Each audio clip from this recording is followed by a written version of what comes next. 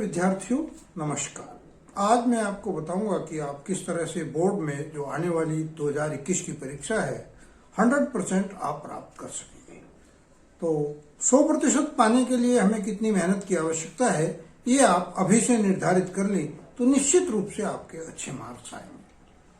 100% यदि आप मेहनत करेंगे तो 100% ही आपको, ईमानदारी से मेहनत करेंगे तो 100% ही अंक आपको मिलेंगे। ये भी आप निश्चित रूप से समझ लें। तो सबसे पहले मैं चाहूंगा कि आप जो बोर्ड ने सिलेबस डिडक्ट किया है, जो हटाया है, आप उसको बिल्कुल अपने व्यवहार से हटा दें कि वो हमें पढ़ना नहीं है, क्योंकि उसमें से कुछ नहीं मिलेगा।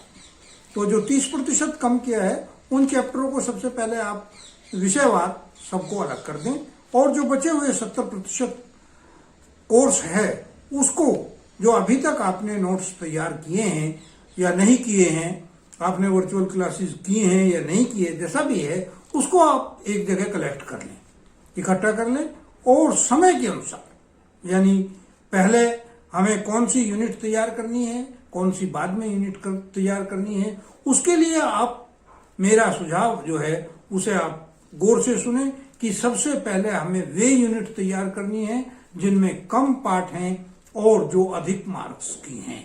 क्योंकि बहुत सारी यूनिट हमारी 3 या 4 चैप्टरों की थी, जिनमें से 30% कम होने के बाद अब किसी में 2 पार्ट रह गए हैं, किसी में 3 पार्ट रह गए हैं, लेकिन नंबर उनके कम नहीं हुए हैं। वो यदि 3 पार्ट की पहले 18 की थी और 30% कम होने के बाद अब उसमें 2 पार्ट रह गए हैं, तो 2 पार्ट भी 18 नंबर के हैं। तो आप उस तरह से तैयारी करें और उस यूनिट को इतनी अच्छी तरह से तैयार करें कि आपके मार्क्स जो हैं वो आपको 100% सिक्योर हो जाएं। दूसरा, प्रत्येक विषय का एक टाइम टेबल निर्धारित कर लें। टाइम टेबल, समय सारणी इसलिए जरूरी है, कहीं एक ही विषय को ना पढ़ते चले जाएं और दूसरा विषय बिल्कुल तैयार हुए भी नहीं रह जाए, तो ऐसा नहीं है।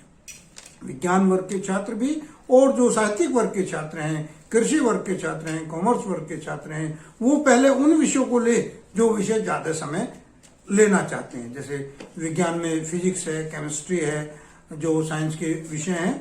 इसी तरह से कॉमर्स में अकाउंटेंसी है, बैंकिंग है, और जो हमारे लिटरेचर ग्रुप के बच्चे हैं उनमें भी अर्थशास्त्र है, ज्योग्राफी है। तो ये टेक्निकल विषय हैं, समय ज्यादा लेंगे लेकिन नंबर भी उतने ही ज्यादा आपको प्रोवाइड करेंगे। तो इनकी इस तरह से तैयारी करें। दूसरा, रही बात समय सारणी बनाने की, तो समय सारणी बनाने के लिए ऐसा नहीं है कि आपने कागज पर लिख के रख दिया मैं इस टाइम से इस टाइम तक ये विषय पढ़ूंगा और फिर आप उसे गौर ही नहीं कर रहे, देख ही नहीं रहे हैं। वो समय सारणी नहीं होती। समय सारणी वो होती है कि आप नियमित रूप से उसका पालन करेंगे, जो आपने लिखा है उसका पालन करेंगे। आप सुबह नित्य प्रातः 4 बजे बिस्तर छोड़ दें और बिस्तर छोड़ने के बाद फ्रेश हो जाएं। फ्रेश होने के बाद आप योगा जरूर करें। मेरा विचार है कि आप कम से कम 15 से 20 मिनट योग ध्यान करें, जिससे आपका भटका हुआ, इधर उधर घूमता हुआ मस्तिष्क जो है वो एक जगह केंद्रित हो जाए और आपका विषय पर ध्यान निश्चित हो जाए, केंद्रित हो जाए। तो उसके बाद फिर आप अपने जो आपने टाइम टेबल बनाया है, 4 से 5 में क्या पढ़ूंगा, 5 से 6 क्या पढ़ूंगा, 6 से 7 क्या पढ़ूंगा, क्योंकि ये एक इस तरह का टाइम आ गया है, आपका बिल्कुल वेस्टेज टाइम नहीं हो रहा है। आप कहीं स्कूल में नहीं जा रहे हैं, आप कहीं ग्राउंड में नहीं जा रहे हैं, आपको जाना भी नहीं चाहिए। आपको 2 फायदे होंगे, एक तो परीक्षा आपके नजदीक आ चुकी है, दूसरा ये इस तरह का फाउंडेशन लगा हुआ है, आप अपने अंदर भी इस बंधन को मान लें कि हमें कहीं नहीं जाना है। पार्टी फंक्शनों में भी 100 आदमी से ज्यादा नहीं है, तो आपको किसी ने बुलाया भी है तो आप उसको अवॉइड करने की चेष्टा करें, ज्यादा से ज्यादा उसे अवॉइड रखें। तो आप एक केंद्रित होकर के, एक जगह मस्तिष्क को केंद्रित करके आप उस बारे में अपनी तैयारी उस विषय में बहुत अच्छी तरह से कर सकते हैं।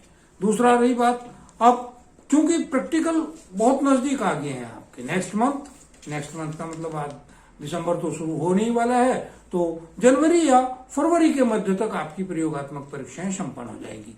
प्रयोगात्मक परीक्षाएं के लिए भी आपको अलग से समय की आवश्यकता होगी, तो आप अभी से तैयारी करनी शुरू कर दें। प्रयोगात्मक के साथ साथ भी उसका जो आपको चार्ट बनाने हैं, जो आपको प्रोजेक्ट बनाने हैं, उनकी आप तैयारी करते रहें, और लिखित में से ही जहां वो अच्छा पॉइंट आपको मिले उसको आप वाइवा के रूप में तैयार करते रहें।